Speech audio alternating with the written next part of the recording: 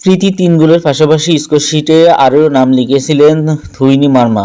নেপালের অধিনায়কের ভূমিকা বুদানি থেকে 1 গোল পরিশোধ করলেও শেষ পর্যন্ত তা কোনো কাজে আসেনি। 4 ম্যাচে 9 পয়েন্ট নিয়ে পয়েন্ট টেবিলে বাংলাদেশের এখনও দ্বিতীয় স্থানে রয়েছে। সমসংখ্যক ম্যাচে নেপালের সংগ্রহ 3 পয়েন্ট। টেবিলের শীর্ষে থাকা ভারত 3 ম্যাচের সর্বটিতেই জয়ী হয়ে পূর্ণ 9 পয়েন্ট সংগ্রহ করেছে।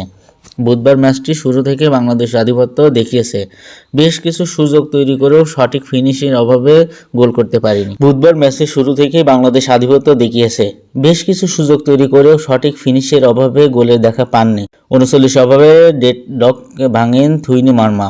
মধ্যমাঠ থেকে বল রিসিভ করে রাইট উইং দিয়ে কোনাকুনি শটে তিনি বল জালে জড়ান। প্রথমার্ধে ইনজুরি টাইমে ব্যবধানে দ্বিগুণ করেন প্রীতি। ডি বক্সের মধ্যে থেকে বা পায়ে জোরালো শটে তিনি লক্ষ্যভেদ করেন। দুরন্ত এই শটে নেপালের গোলরক্ষক লক্ষ্মীগুলির কিছুই করার ছিল না। ইনজুরি টাইমে 3য় মিনিটের পোস্টের কাছে থেকে অধিনায়কের ভূমিকা শক্তিশালী লবডেড শটে নেপাল 1 গোল পরিশোধ করে। বিরতির পর 71 মিনিটে মামনি চাকমার ডান দিকের কর্নার থেকে আসা বল সহজে জালে জড়ান প্রীতি। 87 মিনিটে নিজের হ্যাটট্রিক পূরণ করেন প্রীতি। পূর্ণিমা মার্মার ক্রসে প্রীতি কোনো ভুল করেননি। এর আগে বাংলাদেশের স্বাগতিক ভুটানকে 3-1 গোলে পরাজিত